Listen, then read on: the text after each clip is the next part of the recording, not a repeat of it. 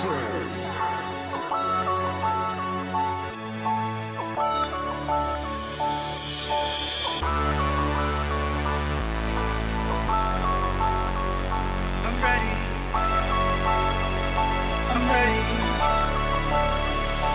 ready for all today, through all the pain, all the way, the fight to one for all, my life, the love, we taking it all the way,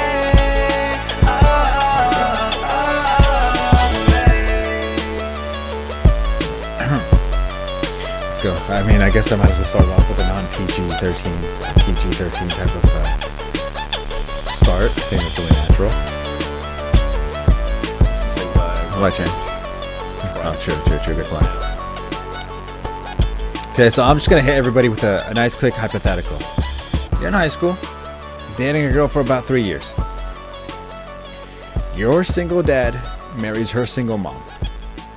Do you break up with your now sister? Yo, what is going on? Sleeper Nation, it is your boy Nader. We're back. I know it's been a little bit of a hiatus, but it's mock season, and you know, I can't say no to a good mock. But of course, I am alongside the #1 Australian analyst. Sheahan, how you doing? I'm good, mate. It's good to be back doing this again. It has been a little bit of a break. It's been nice, though, to kind of unplug from football. Just made me hungrier. I agree. I fully agree. I mean, I know, of course, not to go personal, you know, I got a new job, you were moving, we decided, hey, you know what, this is a good time for us to have an unwind, reset, get situated, and then hit the go button. But it's redraft season, and this is my specialty. I love drafting. I just think it's so much fun. I think playing strategies, playing to other people's emotions, going through the motions of that, and then just developing that championship team that where you're not scouring the waiver wires, unless you have an injury, of course. Can't play in that. You're not scouring the waiver wire going, oh man, what am I doing here? What am I doing this? Why am I doing this, that? And then you end up just kind of falling through that deep abyss of a mistakes, and then you're ending up 1-7 wondering, where did the season go wrong? But when you should have just listened to us, me and Sheahan, and you'd be good, set to go. Sheahan, so I have a couple quick questions for you. I know that you're in the Scott Fishbowl League. I decided to not do that. I am. Because of a couple other things that happened, and I decided I didn't want to do it. Your draft happened. How do you feel about it? It did. I was very happy after the first 3 rounds, and then I immediately regretted some of my decisions. Well, perhaps not immediately regretted, but I don't think I went in with like a clear strategy and wanted... I don't think I went in with a clear strategy, and I don't think I knew what I wanted to do. So I was kind of just winging it, and that's a dangerous way to play fantasy football. As you say, like, you know, drafting is the most fun. You can't win your league at the draft, but you can lose it. And if you have a bad draft, you may as well give up the season. Don't give up the season, because that's shit league play, and you can still come back from it. But I think I might be pushing shit uphill with this team. I need a lot of... So before we start dissecting the team, can we hear the format? What's the rules? It is Superflex. It is start 2 RBs, start 3 wide receivers, start a tight end. There's a bunch of flex positions. You can flex kickers. I like it. It's tight end premium. Point per first down, half point per reception. It might be half point per first down. Point per reception. 5 points per touchdown. Okay. And this year, there are significant bonuses and negatives for quarterback completion rate. Interesting. Okay, so bonuses, they're too hard to sit there and account for. So they're kind of like an added bonus cherry on top, or just an accidental negative factor. I'm not going to dive too deep into that. Okay, so half point PPR, half point per reception. Basically, get us the first down. If you rush for a first down, does that count? Okay. Yes. That's interesting. So immediately I would think to myself, okay, who are chain movers? But that's difficult. That's difficult to anticipate. You know, like a Travis Kelce, you know him and regard him as a chain mover, but drafting him specifically for that, that's difficult to justify. But then again, it is like something like tight end premium. You know he's going to get his targets, he's going to get his catches, receptions, and all that. He's going to move the chains. That makes him a little bit more of an interesting first round pick. I think I would assume he went in the first round. I think he went at the 112 in mine. I've seen him go as high as the 1-3. And in a couple of leagues last year, he was the 1-1. I think that's an overreaction, personally. That's a lot of stock to put in one player based on one position. I think tight end premium is important, but what I see is it makes you're better off going for the premium players rather than the premium positions. I understand that. Now, I do ask, we're kind of jumping far ahead into the draft. Your first tight end in a tight end premium is Cameron Brate. Why is that? Yep, took him in the 14th round. Well, we know, based on what we talked about last year, that it's either you pick one of the elite tight ends or you wait. And I decided to wait. I, in fact, waited too long. I wanted to take Austin Hooper a couple of rounds earlier, and I got sniped. Okay. I think he's going to have a nice season. I thought about taking Mark Andrews with my second pick, which was the 203. I didn't do that because I thought I'd wait on tight end. But as I say, it's the way you build your roster is interesting. If everyone does the same thing, it ceases to be you can't gain a competitive advantage if you're playing the same way. Yes, I will say I do like that phrase, but it is how do you explain it? It is that way for a reason. Because sometimes you would think like, okay, if everybody's doing this, then there's probably a specific reason for it. I encourage and discourage that at the same time. I feel like, okay, there's pros and there's cons. Like if you go against the grain, it either works phenomenally or you're in last place. Would you agree? Yeah, and my hand was forced a little bit with some of these picks because of the way the draft was panning out. And that's okay. That's part of the fun of fantasy football. If you just go in there and you were given a team based on ADP, it wouldn't be fun. Having to zig and zag is what it's about. I liken it to when a couple of years ago when the Patriots won the Super Bowl, everyone was going to faster linebackers. So the Patriots started running the ball more and making teams take their nickel and dime defenses off because that had become standard, so they could basically thump the ball up the middle. It was old school football. They were zigging when everyone else was zagging. And I think that's kind of what I like to do with fantasy football. You find value there. Unfortunately, it does mean sometimes your hand gets forced and you might have planned to wait on a quarterback and you have to reach on one because you're like, well, if I don't get one now, I might not get one. I found myself in that position with Scott Fishbowl last year, and I ended up with Sam Darnold and a couple of others who were... It basically just tanked my team after a 6-0 start. So that leads to a phenomenal talking point of a plan A, a plan B, and a plan C. And I highly recommend even going straight to a plan D sometimes, because the guy you want him for a reason. Chances are somebody else wants him for that same reason as well. So, I mean, you're going to get sniped at one point. You're going to get sniped again, or just the ADP value of where he's at means that player gets taken, and you're not going to be able to catch that guy that you're hoping falls. So if you're sitting there and assuming, in a half-point PPR league that Christian McCaffrey is going to fall to the 110, keep dreaming. So you need a plan A and then a plan B. How about a realistic plan A in that mind? Chances are somebody like maybe Austin Eckler is going to be there, or Nick Chubb, and so on and so forth. But plan A, plan B, and plan C, I think that is one of the best things that you could do to really benefit yourself in the draft. We'll talk about draft strategies more as we go along. But of course, I do want to talk about your draft, and because it is, while it does have a lot of external factors on why you would make a decision with the funky rules, I do think it gives us a lot of talking point to sit there and break down exactly what type of picks you made and why you did it. So Sorry to kind of ramble on for a moment, but I'll start it off real fast. You took at 110 Christian McCaffrey. I know I kind of use that as an odd example, that chances are you're not going to find him. But, of course, with the odd rules and regulations of this league, tight ends, quarterbacks, and all that good stuff kind of get taken a little bit earlier. So in a half-point PPR, no, Christian McCaffrey's probably not going to be there at the 110, but you were able to snag him there. So why did you go Christian McCaffrey and not like an elite tight end?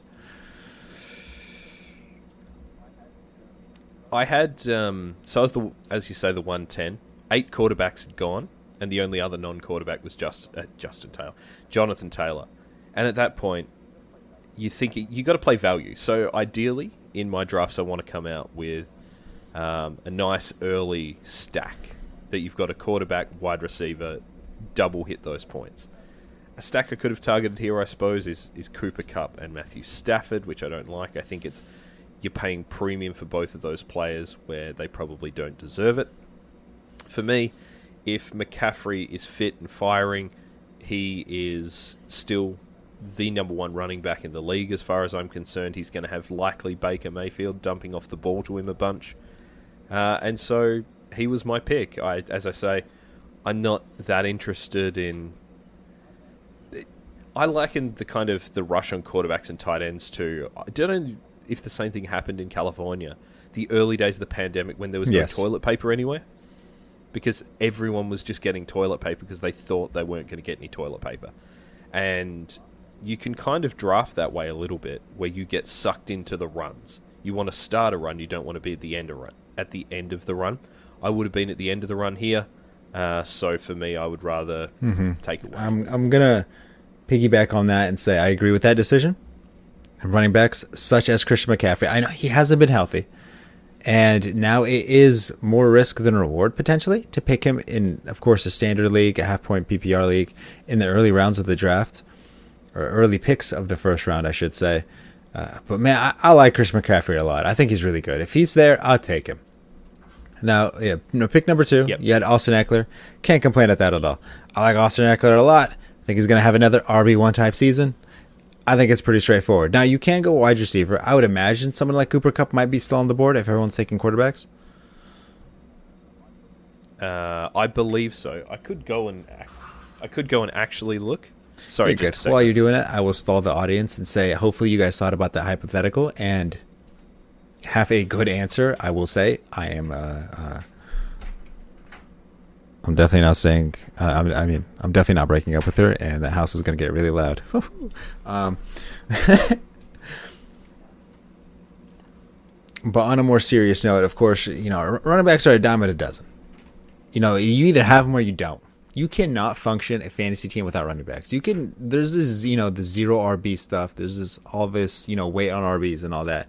But when you put in your fantasy lineup, and you go against your opponent and you have like 2 or 3 RB1s, you feel good. And your opponent, when he sees your lineup and he thinks and he plays scared, he forces himself to make idiotic decisions because he has to chase the points that you have potentially already gotten because they're just that good at getting it, if that makes sense.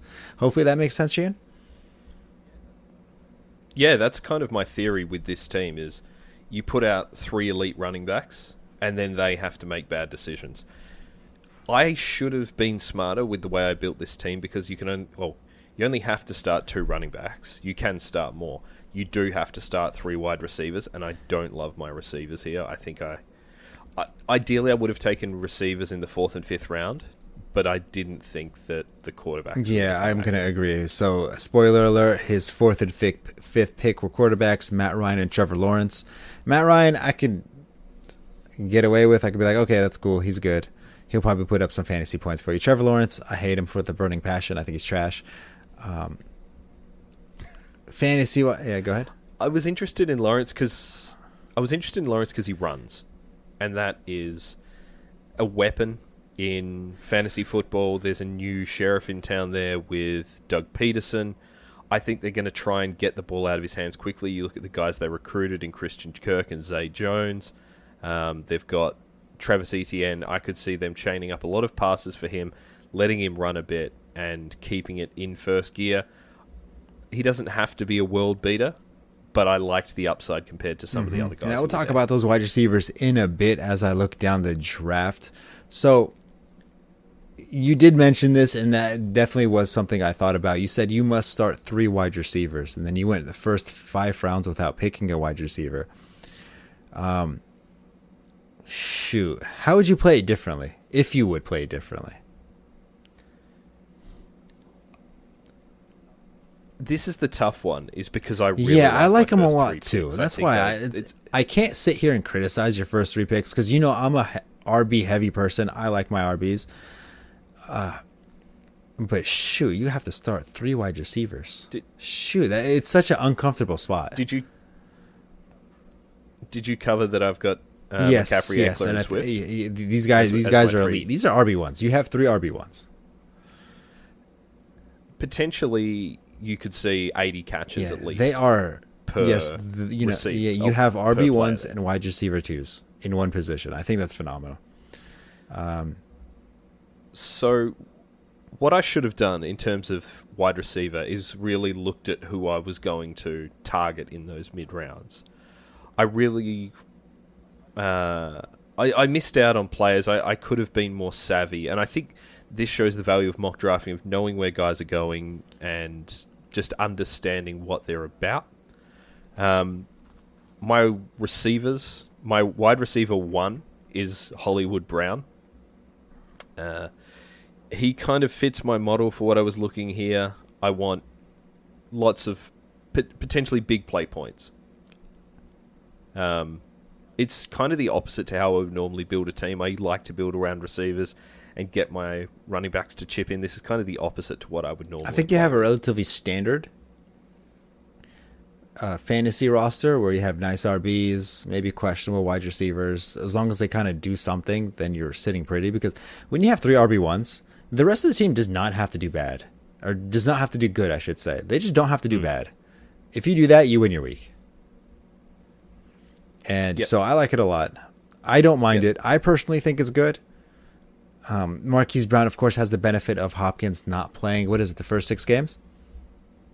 So he's a wide receiver 1 for 6 weeks, and then after that, we'll see how it goes. Michael Thomas in the 7th pick. I like this one. This one, it could pan out so well. This could be the steal of the draft. Yeah, the plan here was to get Thomas and then get the stack with Jameis Winston. Didn't quite pan out that way, but we know what he can do. I'm prepared to take Michael Thomas as my 7th pick. There we go. Jared Goff as your 3rd quarterback. I like it a lot. I just don't think Jared Goff is that bad. That's my personal opinion. I just don't think he's that bad. I think for this format, he's accurate. He's not the world's most exciting quarterback, but he should hit that 66% completion rate more often than not. It's a good stack with DeAndre Swift. I do like my stacks. And I think at that point, my other options will I agree there. Now, Alan Lazard, I like that pick a lot. It's pretty straightforward. Green Bay's got to throw it to somebody. And Alan Lazard, while he has stone hands, and sometimes I feel like Aaron Rodgers hates him with a burning passion, he should put up some fantasy points. In the 9th round, I feel like he could do a lot worse than that. 10th round, Christian Kirk, Jacksonville. So you got a little bit of a stack there going on. Saxonville and Jacksonville. Now, a lot of people are saying, and throwing it out there, that he got paid so much money, they are going to force feed him the football, which I would agree with if it wasn't Jacksonville. Because it's Jacksonville, I don't know what to expect. Yeah, again, I think it's going to be, as you say, follow the money a little bit, but get the ball out of Lawrence's hands quickly. Kirk wasn't that bad last year in our famous unreleased episode. I think he won our award for just a player. It was Mr. Up and Down. Yeah. Because he had some real boom-bust weeks. Hopefully, he's going to be the wide receiver 1 in this offense, and we'll see some nice work favorite from pick. him. Yeah, good. I think he can go 800 for 8. I could see it. In 10th round, that's value. Now, in the 11th pick, my favorite one, congratulations, you put up my boy Justin Tucker. He is, fun fact, even though I'm a Niners fan, I only own 1 NFL jersey, and it is Justin Tucker's. There you go, yeah. Kickers are worth a lot of points in this, particularly good kickers. It's fractional scoring, So a 37-yard field goal is worth 3.7 points. Justin Tucker was averaged, I think, 11 points last year. He is my RB4 / wide receiver 4. I know a lot of people diss kickers, and a lot of them are starting to phase them out of fantasy leagues. I see the logic, but I think kickers are so important. In NFL, actual NFL, I think kickers are incredibly important because if you have an elite one, then of course, he just might nail that 66-yarder for the game win. Of course, that's a different discussion for another time. I like the pick. Now, I'm going to kind of move a little bit faster just for the sake of time. Marlon Mack, I like it. Upside, 12th round. What's the worst that could happen? James Robinson in the 13th round. Yep. Jacksonville. The only thing I will question is that I think we listed about 3 Jacksonville players. Yeah, I just realized I got 4 Jacksonville players. I'm not especially happy with that. Got a lot of Detroit players, Carolina players. You really want to target those elite offenses like I have. Nice job. Cameron Brate, Tampa Bay. Kenny Gone all day, Giants. I mean, these are screaming value right now. Curtis Samuel, Washington. Chuba Herbert. I like how you took the handcuff for Christian McCaffrey. Now you guaranteed yourself an RB1. I mean, these are all high upside. If Kenny Gone all day does semi-decent, then he's going to be well worth the 15th round pick. Curtis Samuel, well worth the 16th round pick. Chuba Herbert, I mean, you might not get too much value. He's one of the players that you hope just sits on your bench and never does anything useful because then you have Christian McCaffrey healthy. Geno Smith. Yep. Geno Smith. I'm not even mad at that. Yeah, that could work out very well. Young. Yeah, go ahead. Yeah, QB 36.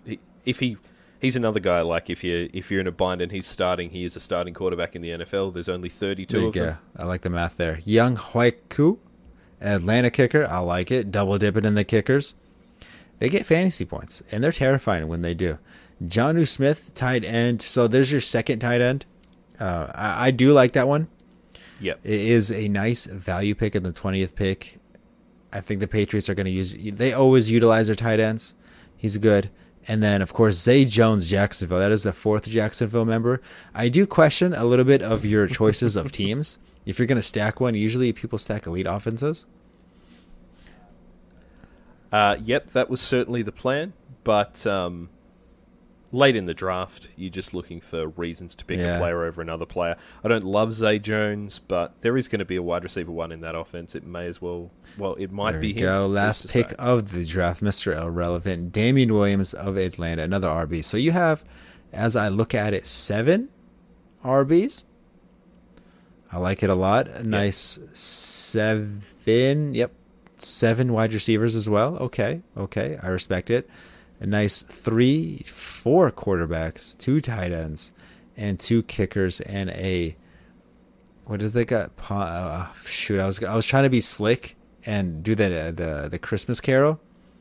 The 3 turtle partridge in a pear tree. Yeah, I failed that. The idea was good, but execution was a little lacking. So how do you feel about this team? As I say, I don't love it. It's just not the way I like to play. And that is, I like to go heavy wide receiver and kind of plug in running backs, play the waiver wire. This is not really a waiver wire team, and that's not...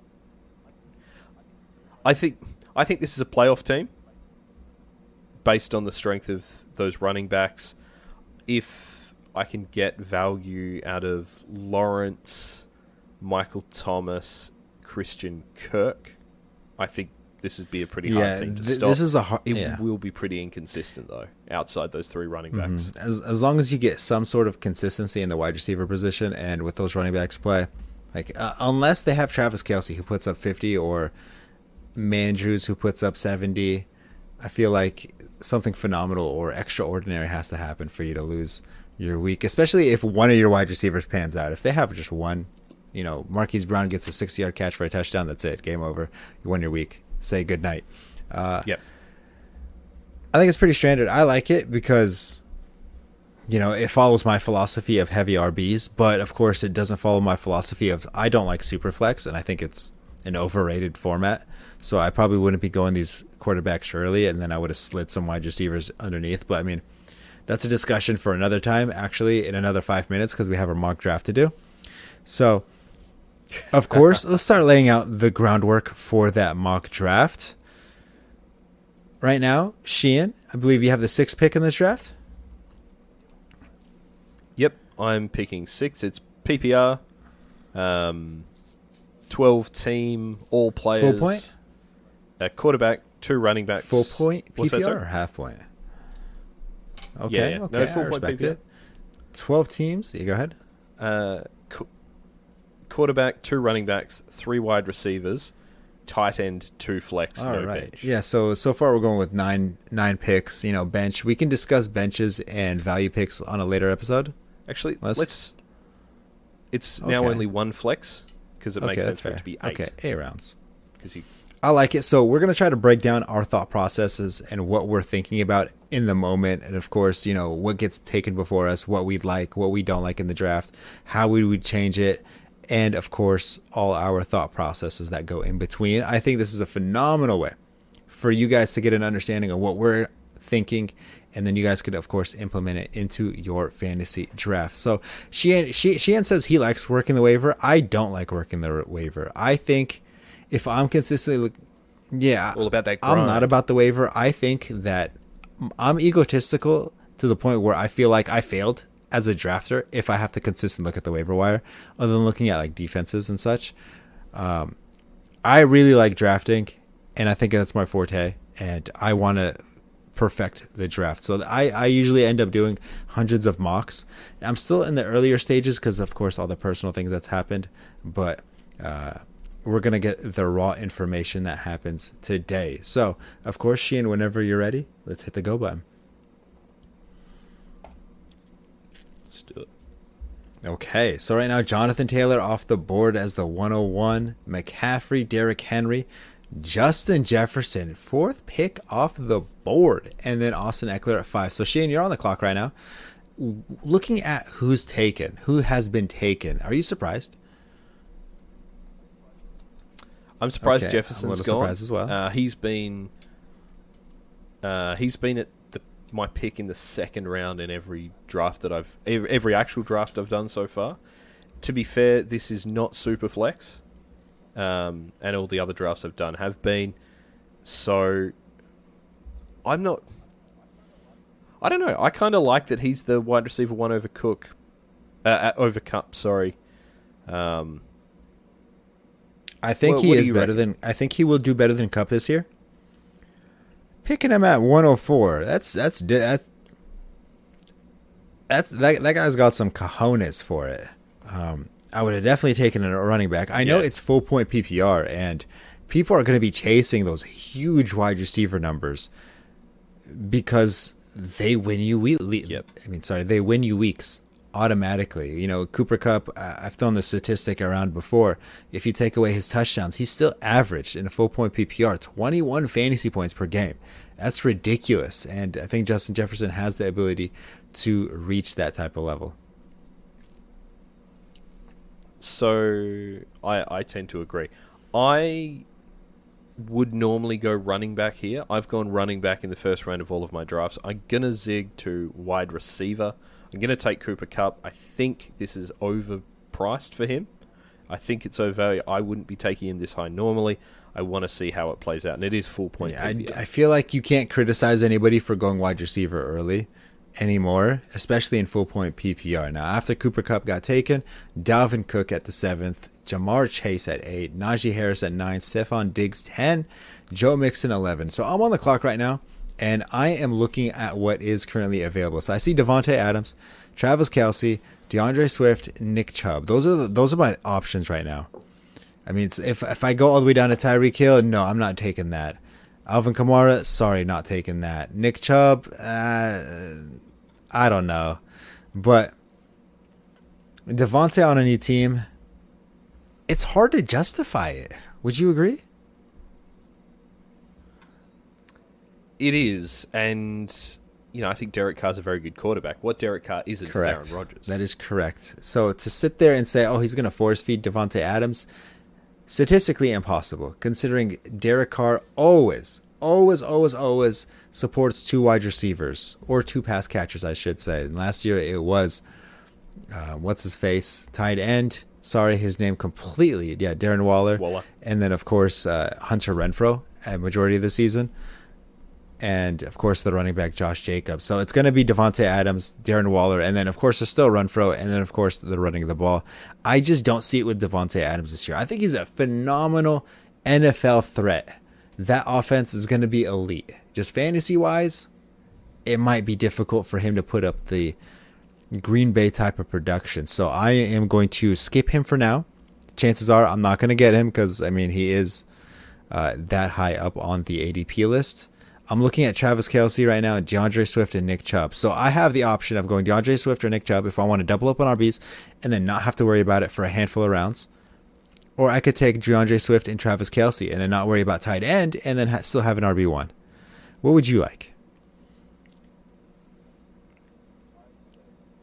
I double tap running back. I'm going to have to agree with you. I would like to double tap the running back. And now I feel like I really don't have to worry about running back for a very long time or for a handful of rounds, depending on, of course, what happens here. So Devontae Adams got taken right after, followed by Travis Kelce, and then Mandrews Cohen right after Kelce. So right now, Sheehan's on the board, and before that, Tyreek Hill and Alvin Kamara got taken, which is relatively standard so far. You're on the clock. Run us through. I don't really like any of the options here. I could have CD. If I could say, sorry to interrupt you, you're in what I would call an awkward situation. Yep, because you're either reaching on guys you don't really like, someone like Saquon Barkley, Aaron Jones, Javonte Williams, Leonard Fournette as my RB1. Do you feel forced? Sorry, go ahead. In retrospect, I might have gone Stephon Diggs and stacked him with Josh Allen here. It's one quarterback, which I don't love. But I will. I'm going to take CD and just load up on wide receiver. So you took CD Lamb. If you could pause the draft for just a half a second, there's a lot going on the screen. Yep. I think there should be a pause button. I think there's a pause button. I believe there's a pause button. There we go. Nice job. So, there we go. Did you feel forced to take a running back? I mean, you didn't, and CD Lamb, you didn't take him, but just as a thought process, did you feel like you needed to take one? I didn't feel forced because there's still plenty of options. It's only one QB. There are plenty of options coming up that I'm happy to have as my RB1 too. But I'm not drafting them in that position. Like, you don't need an RB1 to be your RB1 to walk out of the draft with that. You don't need to fill all your spots on your roster before you start filling your bench. Like, you may as well... you take the best players available is how you do it.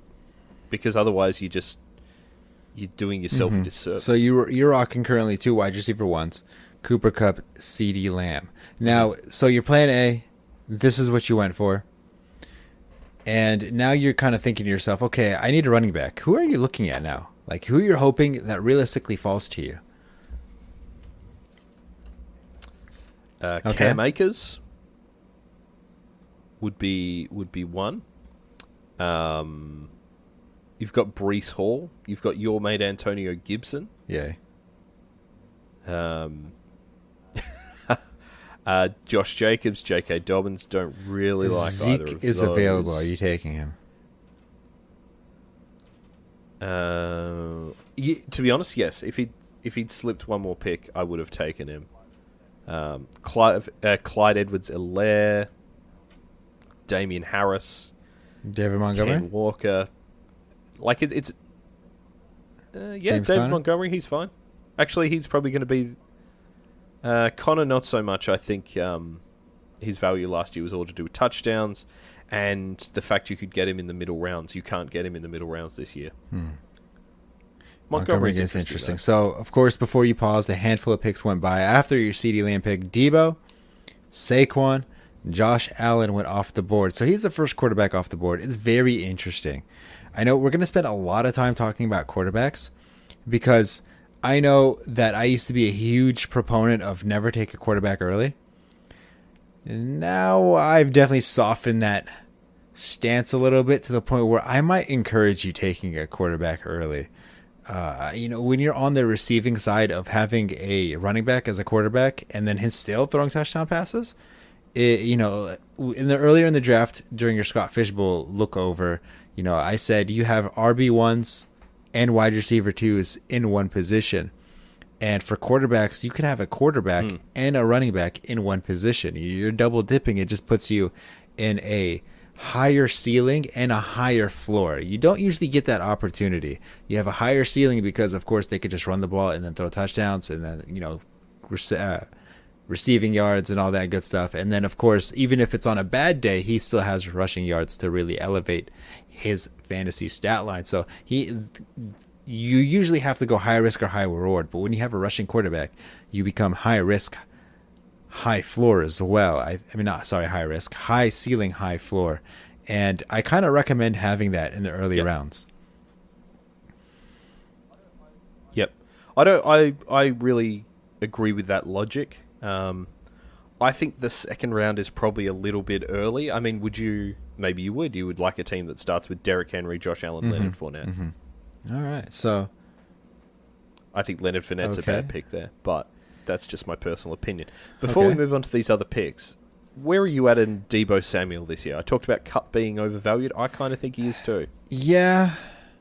It's difficult to gauge Deebo, and right now I am very well telling everybody that will listen to avoid Deebo Samuel, not because of the talent or the potential of him regressing, but the uncertainty of what's going on with him. We don't know. I can't tell you he's playing. I don't know. I can't tell you if he's going to be on the Niners. I don't know. And, say you draft him in the second round, even in the third round, and then he goes to the Browns or the Jaguars or the Lions or some other, non-efficient offense, then you wasted your pick.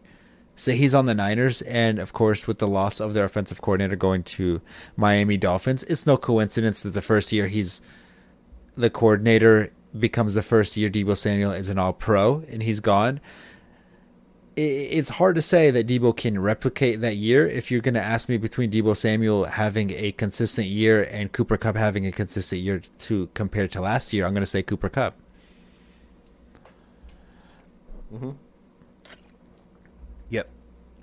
So, I mean, of course, after that, like we mentioned, Saquon, Josh Allen, Williams here. Okay. How do you feel about Javonte Williams going this early, 211?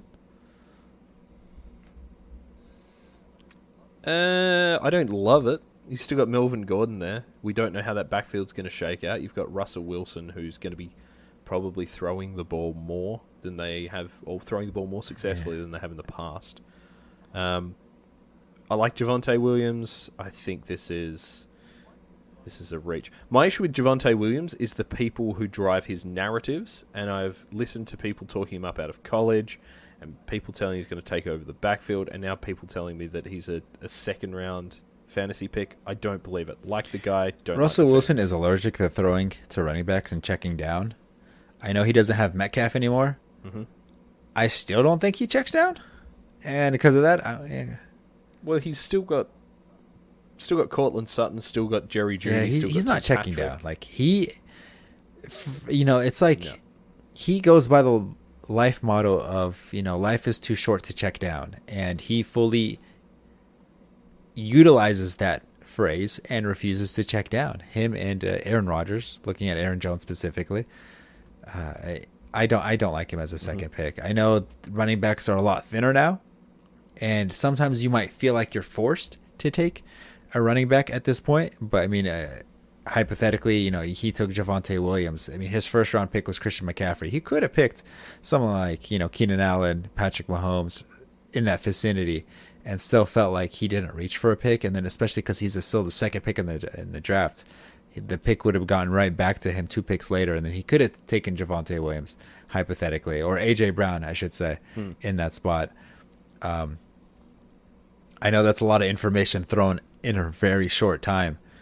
Hopefully everybody's able to soak it in and, soak in these hypotheticals of everything going on. I know it's hard to perfectly describe everything when it's happening, visually like a draft is compared to how we're talking it out on our voice. So we're trying to help everybody out by making it as detailed as possible. So Aaron Jones went after that. AJ Brown and Aaron Jones, starting into the third round. Kyle Pitts, Fournette, Mike Evans, Elliott. And now you are on the board. So, I mean, whenever you're ready to unpause and then continue, I think, unless you have any closing thoughts. No, I think you summed it up here. My argument here, I'm looking at a running back here. Are you forced to take a running back? I'm not forced to take one, but no, I'm not forced to take one. But there's not that kind of middle band of them that there were last year in those mid rounds to allow you to continue to take the wide receivers or other positions early.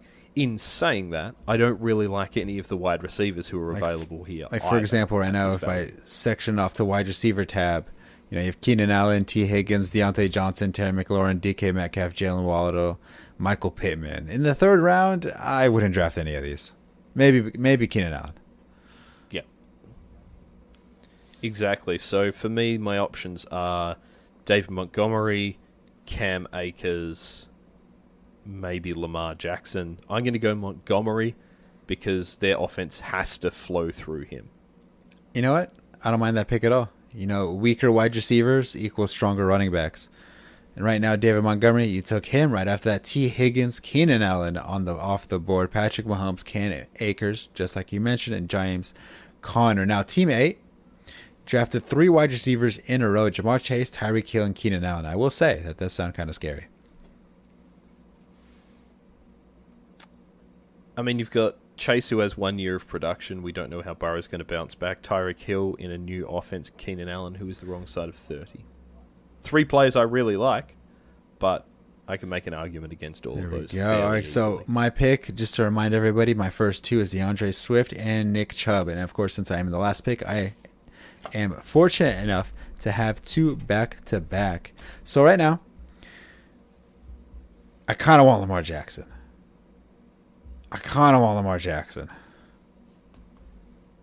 He looks good.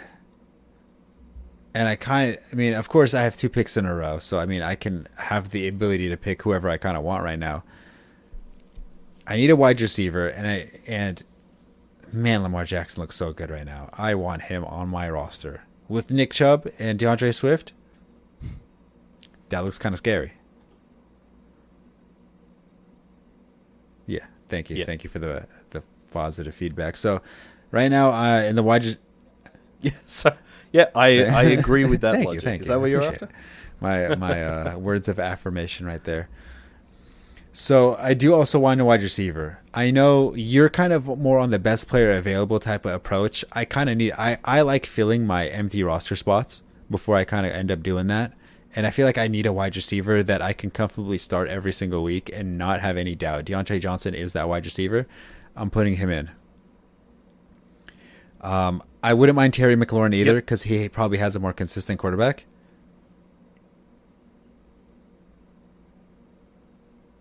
I don't know about Terry McLaurin. Huh. I don't know about Terry. I mean, I have my thoughts on who you should pick here. Can I get a hint? Well, if you want a wide receiver, I would go Michael Pittman. I looked at him. Well, I don't know. I'm not... It's hard. It's hard. Like, you feel like... Yeah, exactly. Matt Ryan, with protection, he's kind of the only sheriff in town. I see it. I understand it. And I also see Darren Waller. Yeah. I mean, the issue with Waller is we don't know whether he's going to be the 1 or 2 in that offense. We talked about... Adams not being with Rodgers anymore. I think Adams catches a lot of touchdowns, which dampens Waller's value to me. Mm-hmm. That's interesting. So I also have to, like I mentioned, like, I'm the last pick of the draft. There is a lot of picks until it comes on to me. So I have to sit here and realize the people I don't pick and pass up on, they're going to be gone by the time they come back to me. Like Lamar Jackson, he's gone by the time he comes back to me. Yep. Terry McLaurin is gone by the time he comes back to me. Michael Pittman, he's probably gone by the time he comes back to me too. DJ Moore, Jerry Jeudy, Amari Cooper, like Sutton, they're all going to be gone by the time they come back to me. George Kittle, Darren Waller, maybe even TJ Hawkinson. That one might be a little bit of a stretch. They might be gone by the time they come back to me. So, like, at this point, I don't mind reaching to get the guy I want. The question is who do I want more? Which is Lamar Jackson or Michael Pittman? I like Lamar Jackson more. I've decided. I'm taking Lamar Jackson. I knew. Yeah. I knew you know what? I Jackson decided, you know what? I'll get a running back and a quarterback. So, go ahead. So, I was going to say, I've come on the clock here, and I can either get my third wide receiver, my second running back, or a quarterback. I am going to go Michael Pittman here. I'm interested in DJ Moore with Baker. I think Baker's a good quarterback. I think he's an underrated quarterback, in fact. I'm going to go Michael Pittman. I believe in Michael Pittman. Okay. I agree with that one. I like that pick as well. And I like him more than I like Waddle, Metcalf, McLaurin, who are the names above him. All right, so let's see. Josh Jacobs, Josh Herbert was taken a little bit before that. Antonio Gibson, Breece Hall, George Kittle, and then, of course, your Michael Pittman, Darren Waller, McLaurin, J.K. Dobbins, which is an interesting one. I know he just got into a little Twitter spat saying that he's going to be healthy. That gives me reassurance. I don't mind that pick at all. DK Metcalf, DJ Moore. That's all she wrote in the fourth round.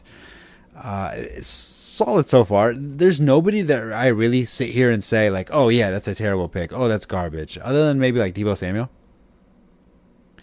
I'm not in Javonte Williams. There's nobody really that makes you say, oh, you should completely avoid him. He's trash. Yeah, I don't mind it. I don't mind the draft so far. I feel like this is a tough year to like your roster.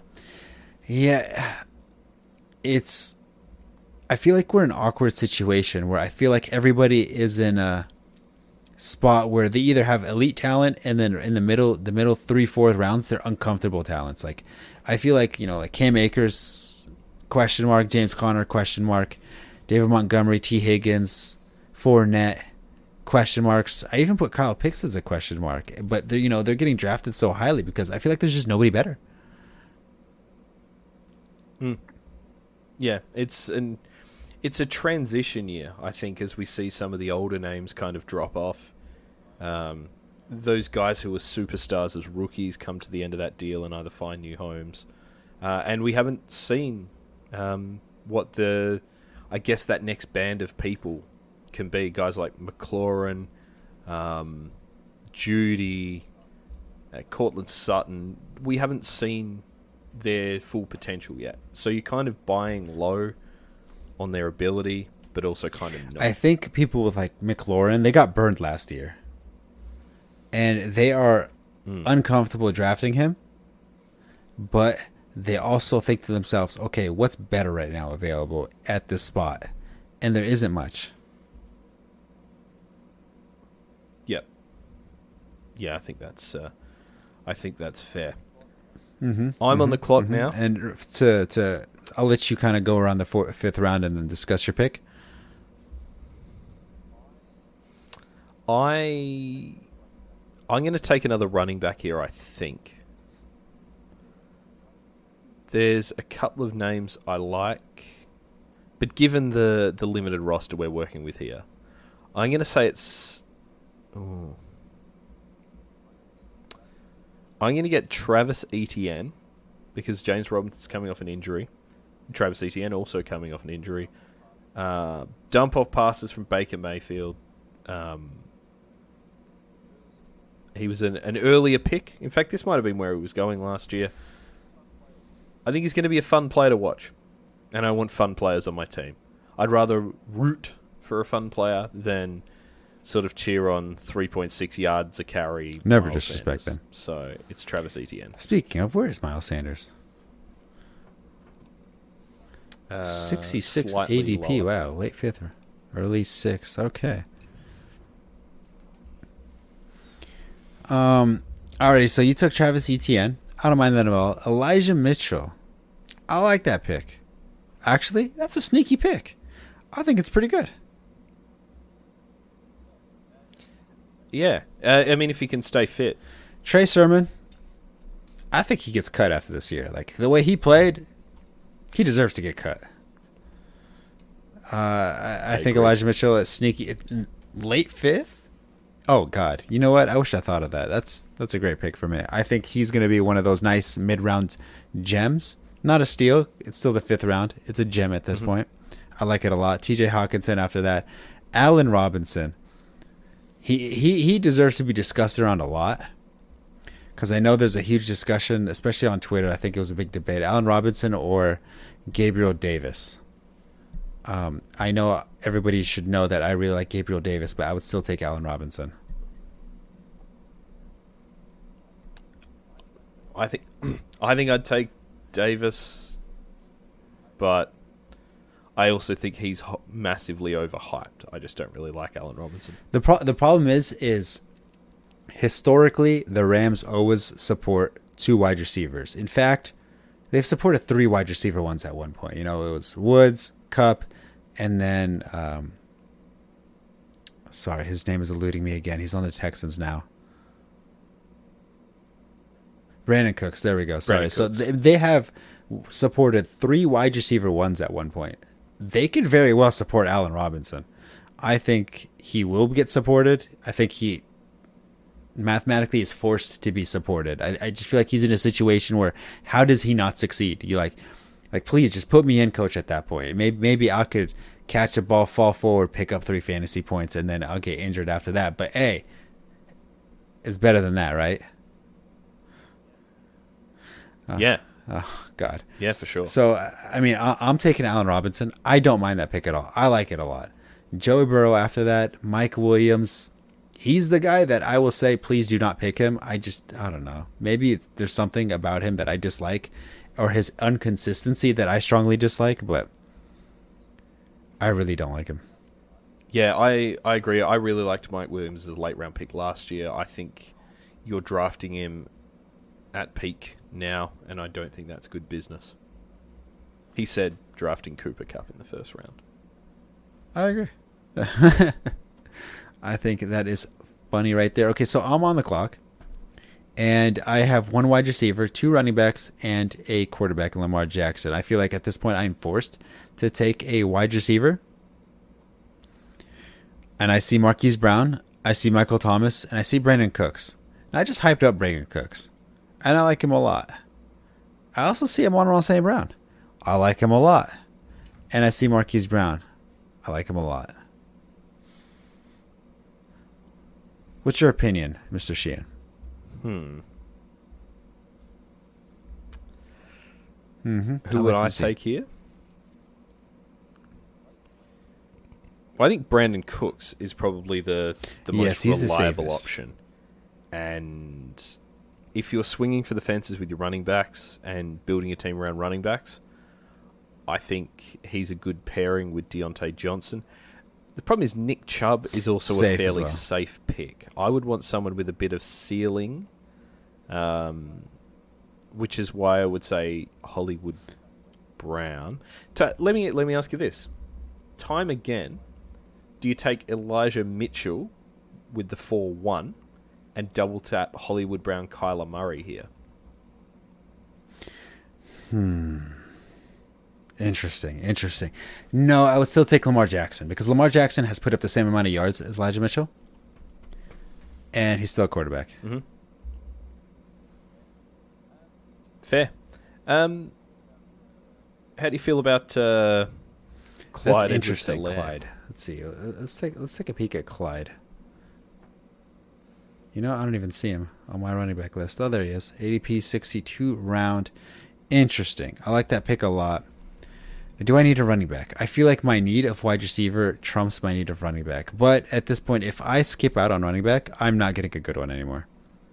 That's it. Like I could probably snatch up a wide receiver to fill a role. I'm not filling up a running back role anymore, and that's going in my flex spot. So now I have three running back ones. Not one, sorry. Clyde Edwards is not a running back one, but I got three comfortable running backs to put in my on the roster. Does that make sense? Yeah, Edwards Yes, should I have a agree good floor. there. So now I really need a wide receiver. That's it. There's no way I could go about it. I need a wide receiver, and my options are. Let's see, not very good. Michael Thomas, Chris Olave, wow, a rookie this high. Chase Claypool, Michael Gallup, Marquise Van der Scott. Man, I feel like looking at it earlier. Where did Cooper Kupp go? Oh shoot, I had the name filter on. My bad. Whoopsie. Yeah, I mean Cooper Kupp went in the first round. I had the name filter on. So Marquise Brown and Brandon Cooks. I'm taking Brandon Cooks. Yep. I don't mind it at all. Marquise Brown went right after me, then Adam Thielen, Michael Thomas, Amon-Ra St. Brown, Juju Smith-Schuster, a huge string of wide receivers. They started the run, and now you are up on the board. So we're at 6-7. So I've got 3 picks left. I need a quarterback, I need a tight end, and I need a flex. For me, this is probably... I'm going to take a quarterback here, and I'm going to reach on Dak Prescott to stack in CD. I can't say no to that pick at all. Dak Prescott, I mean, of course, they had the number one offense last year. Having the quarterback for that offense, you can't really deny that pick at all. After that, A.J. Dillon, Deontay Harris. Sorry, did I say his name right? Damian Harris, sorry. Damian Harris. Darnell Mooney, Jalen Hurts, Miles Sanders, there's he is. Kyler Murray, interesting that he's fallen this far in the 7th round. Interesting. You know, I was kind of looking at him a lot earlier. I think if he has this ADP this high, maybe you should have taken him over Dak Prescott.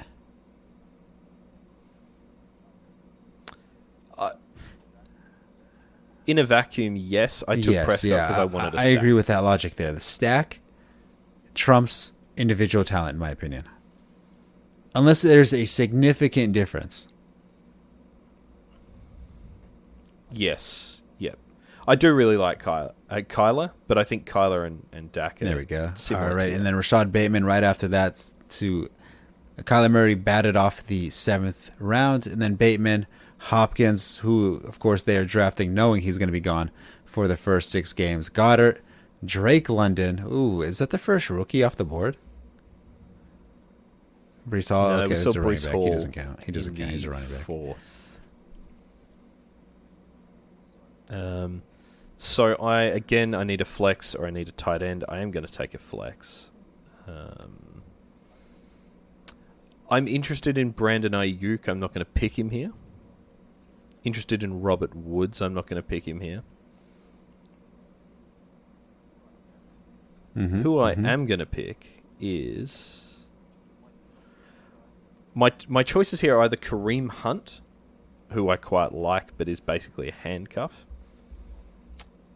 Devonta Smith, and we don't know how that situation is going to shake out in Philly, with a run-first quarterback and a premium wide receiver. I'm going to take one of my favourite players out of college, and that is Ken Walker. I like the fact his name is Ken Walker. I like the fact that he rolls with Ken. You don't meet a lot of Kens these days.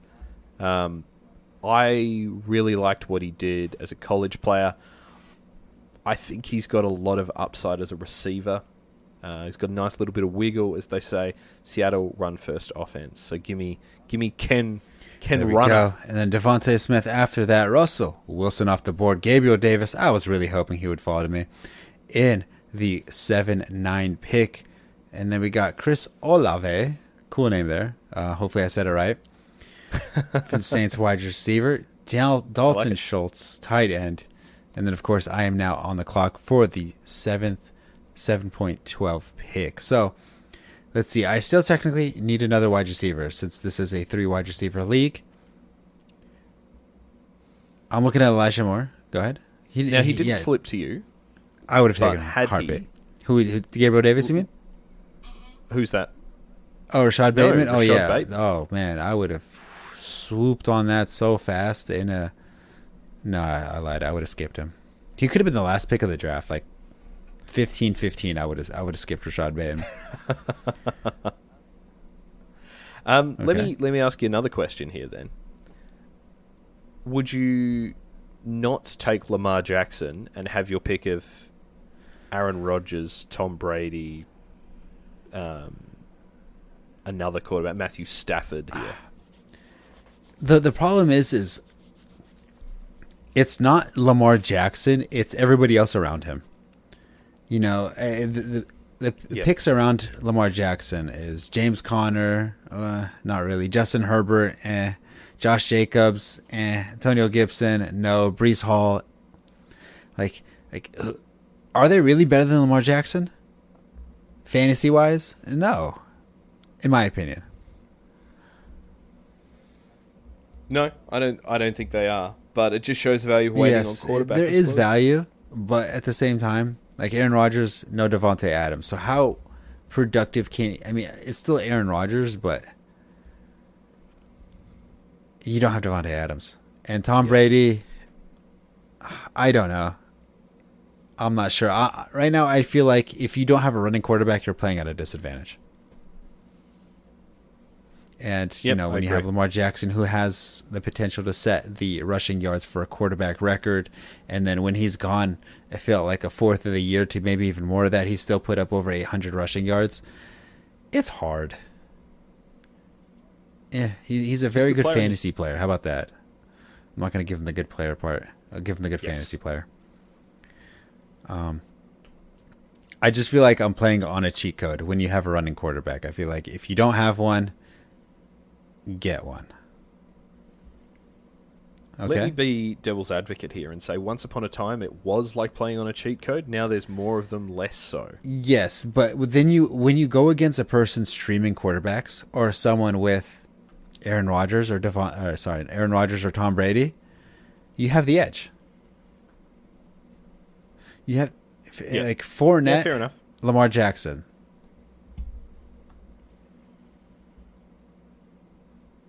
Which one would you rather have? Yep.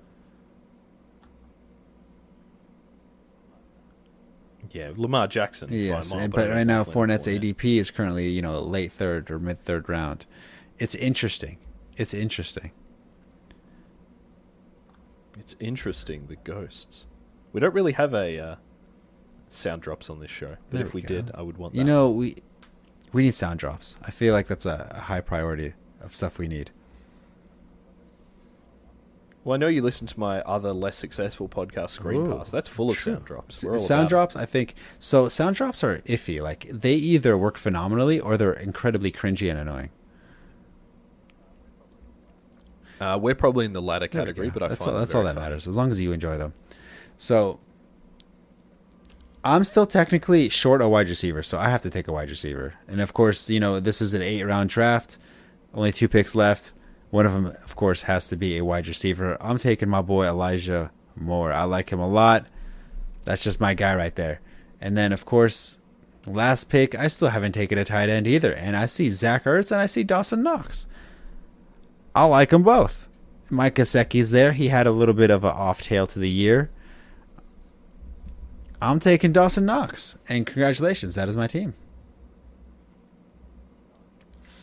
So moving. Nice. Go ahead. I was hoping Moore would slip.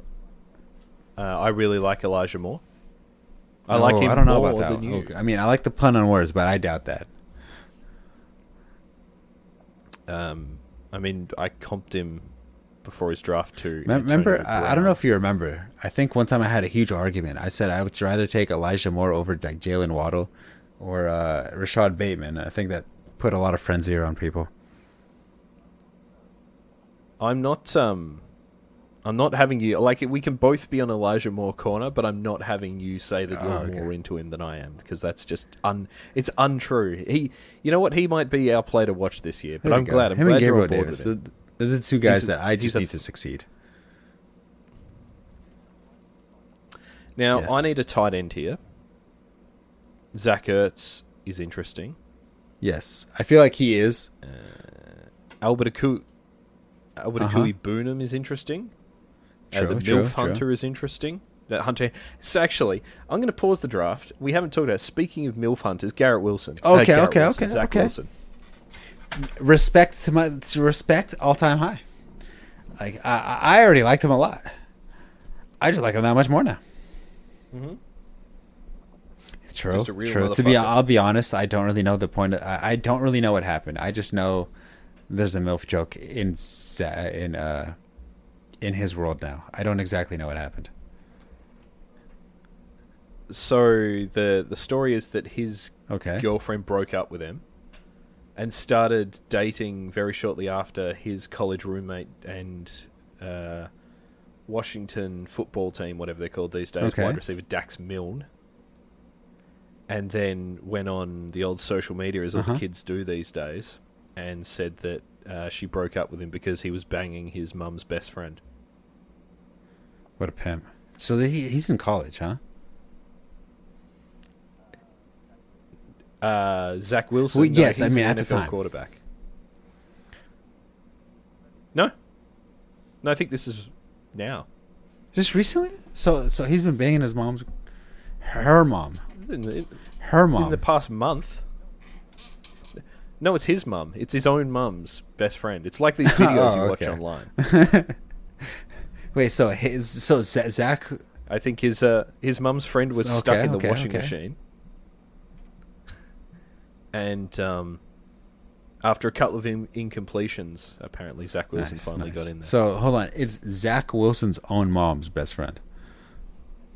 Okay, so that's a little terrifying because that might mean that he was being groomed as a child. Yep. No, you've certainly taken it in a different direction than I thought you would. Now there's like circumstances. Like, okay, like what was? Like, how when did this start? Let me Google it for you. Zach Wilson friends. Because I mean, like, Zach Wilson's mum responsible. Chances are they weren't best friends just recently when he joined the NFL. Like, he was probably underage when they were best friends. Who do you mean? Zach Wilson was probably underage at the time. His mom and that lady were best friends. Therefore, she probably had potentially the setup or groomed him a little bit, or basically she's a pedophile. That's basically where I'm getting at. So, yeah, I mean, I got where you were going here. It says Zach Wilson's mum Lisa begged internet sleuths to stop calling her hot friends after photos of said hot friends surfaced. Yeah, this is sort of. Yeah, but apparently his ex-girlfriend Abigail is yeah. Anyway, Interesting. Good fun. Let me. I'll show you what we're looking at here. This is how we get cancelled. What are you talking about? I did the responsible thing and called it out. You did. So this is the girlfriend who was dating Zach Wilson, now dating Dax Milne. Getting around BYU. And this is Zach Wilson's mum and her friends. And for those of you who can't see, there's a 45 or so women who are probably 45 or so. So it doesn't especially narrow it down. All very much the same sort of white shirt, jeans, dyed blonde hair look to them. I imagine they're a big fan of like your Carrie Underwoods. In fact, she might be the sort of person you want to be picturing in your mind when you're thinking the people we're talking about here. Possibly a lot called Ashley, possibly a lot of their kids called Ashley, or Jenna Lynn or something like that. Callie, yep, for sure. So, I think we all know these. So which one is it? Is it every single? It's not every single one. I wonder if he lived and laughed him as well as loving. So is there a specific one? Like, which one out of these? I don't know. Could be any number of these people. Interesting. Could be all of them. He could be laying pipe like this. You know what? That explains his resurgence in the second half of the year. Let's go. All right, so as long as there's no grooming or pedophilia involved, nice job, Zach Wilson. Yep, and I think it's worth noting that BYU are the Cougars. Fair enough. Nice job. Hey. Cool. Anyway, I need to make this last pick in my Hey, draft. you know, I learned something new. It was very entertaining, very interesting. I like it. I am going to pick... So you need a tight end. I mean, I do. unlike Zach Wilson's mom's girlfriend. Unlike Zach Wilson, who best friend. who perhaps was... You know what? Cut that out. That's an unpleasant joke. So my options here for tight end are Zach Ertz, Albert Akui Burnham, Irv Smith. No. I don't think so. Cameron Brate. Okay. Logan Thomas. Mo Alley Cox. I'm going to take Austin Hooper because I think he's going to be the number one receiver in Tennessee. We've seen what he does with volume before. He got himself paid. Someone's going to have to catch the balls there. He's going to be on the field a lot. I'm going to take Austin Hooper. It's a bit of a reach. Where's the rookie wide receiver for the Titans? I didn't see him get drafted. I feel like he should have gotten drafted somewhere here.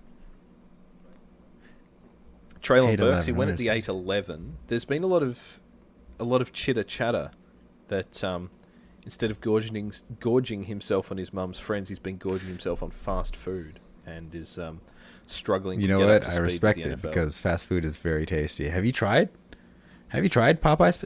Yeah. Have I tried fast food?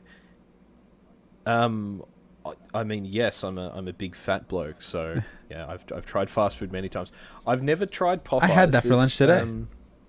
The first one in the UK is the first one in the UK. I had that for lunch just today. It was the spicy chicken sandwich and no pickles, by the way, everybody. If you like pickles, that sucks for you. Very tasty. Next time we do this, I will have had Popeyes. Mm-hmm. I will go out of my way to get it. I say go out of my way. It is actually at my place of work. So I don't even need to go out of my way.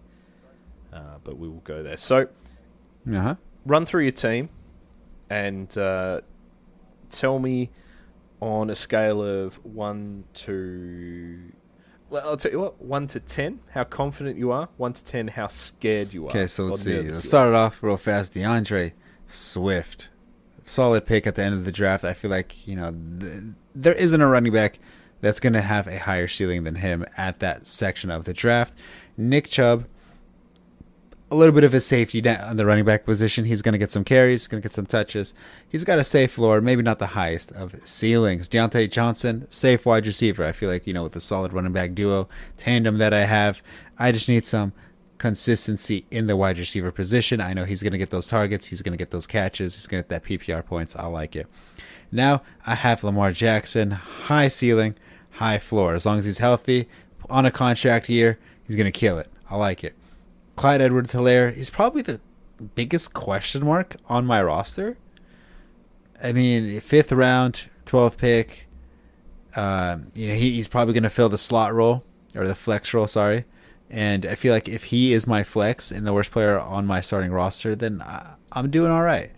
And then, of course, the picks after that is going to be Brandon Cooks. He's going to fill the wide receiver 2 role. I mean, Brandon Cooks, death taxes and another 1,000-yard season out of him. It's going to happen. It is inevitable. Elijah Moore after that. He is probably the most riskiest person in my team. I mean, I just said that about Clyde, but I think from a volatility standpoint, he is probably the most volatile person on my roster. And in the 7th round, being my wide receiver 3, I feel like I can very support that and overcome any dud type of performance he has. And then probably one of my biggest question marks is going to be Dawson Knox tight end position. I mean, it's tight end. You either have one or you don't, and I'm hoping Dawson Knox has 1 reception, 1 touchdown, And that's all I necessarily need out of him. I do feel like this is a playoff-ready roster. I feel like this roster can get me to the playoffs.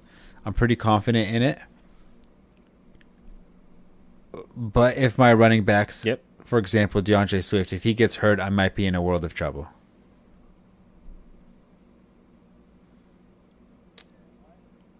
Yeah, I think it's a solid roster. I don't love Johnson. I think there's a lot of question marks around his usage with the new regime or the new quarterback. I don't really have any issue with your other ones. It's a tough year to draft, and it's a tough year to be at the back of the draft, I think. Mm-hmm.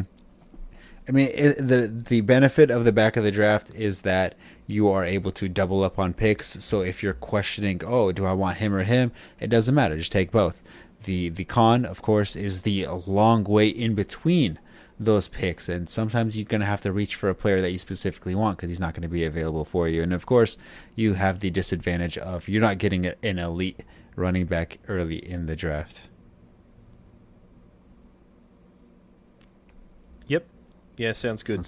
So let's hear how you feel. So, Cooper Kupp, CD Lamb, David Montgomery, Michael Pittman, Travis Etienne, Dak Prescott, Ken the Walkman Walker, and Austin Hooper. I really like my first two picks. I like that I was able to stack Lamb with Prescott. Question marks definitely over those three running backs. We've got two untried players, one of them coming off injury, the other one in an offense that's notoriously fickle with ball carriers. Montgomery, very bad offense as well. I could see him being like a 3.2 yards a carry, like 70 yards a game, no touchdown sort of operation, but got to do what we got to do. Really like Michael Pittman. I think this is probably slightly overvalued, but I liked him more than some of those other names. And Austin Hooper, as I said, I sort of reached for him, but I think he's going to be very good, and I wanted to talk about him. So that's why I've got him. I don't love the team. I'll have to play the waiver wire, but that's the way I like to play the matchups.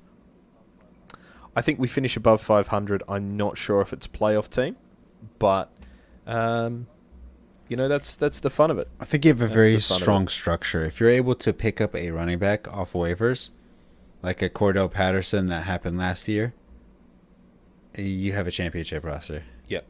Especially with the wide receivers you have. Yep, that's exactly it. I think, I think, Cooper Kupp, he's going to get his. CD Lamb, Amari Cooper's gone. He's going to get his. Michael Pittman, upside, he's going to get his. David Montgomery, not bad. He's solid running back. Can't complain too much. He's going to get touches. He's going to get his. Travis Etienne is the only question mark. Probably considering he probably is forced to go in your starting lineup because, you need to start two running backs. It's Jacksonville. I said it earlier. It's just Jacksonville. I don't really know what to expect out of them and how that might work out and how he's going to come off of his injury. Yep. There is a lot of questions. Dak Prescott, solid quarterback.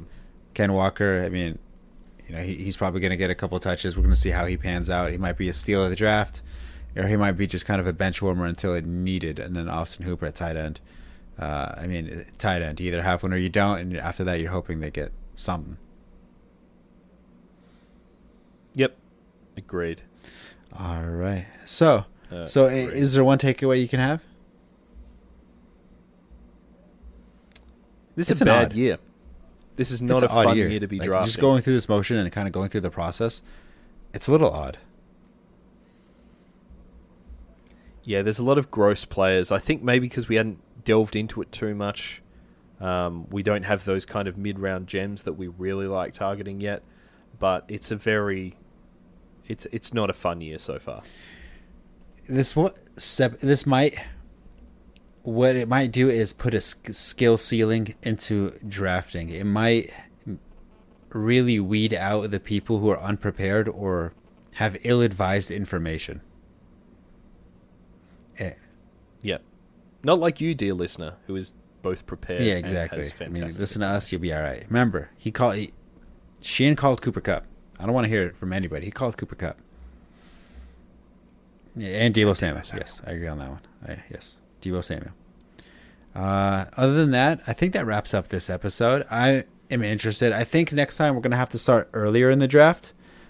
You might want to maybe potentially take the first pick. Maybe I'll take the fourth pick since we kind of went in the mid to late rounds this time. And then try to go through that thought process. Because, I mean, the late round, it can be easier or harder depending on how you think about it. I think the earlier round, you have a little bit more decision making. Like, are you taking McCaffrey or Derrick Henry? Or Austin Eckler or Jonathan Taylor, Dalvin Cook and all that scenario. I think that one really sets the motion for your lineup. Because, I mean, at 12th pick, you're kind of forced to take DeAndre Swift. Let's be honest. Yep. Yeah, and I don't it's think not that that's bad, of a but pick I mean, either. it's kind of made for me at this point. It's not like I had analytical advice or analytical statistics to really back up my claim. It's I need a running back. DeAndre Swift is there. Cool, pick. Yep. Alrighty, so that's gonna have to wrap up this episode of Sleeper. Of course, make sure to check out our socials at Sheahan Solo on Twitter for Sheahan and me at Top 2 Tactics with an underscore. Of course, next episode, like we mentioned, probably some more mocks on the side. We're probably going to have to add some more draft strategies. We'll probably start off with draft strategies and, of course, start off with the mock and all that good stuff. But other than that, hey, I'm ready. good luck, everybody. I'm ready. I'm ready for all today.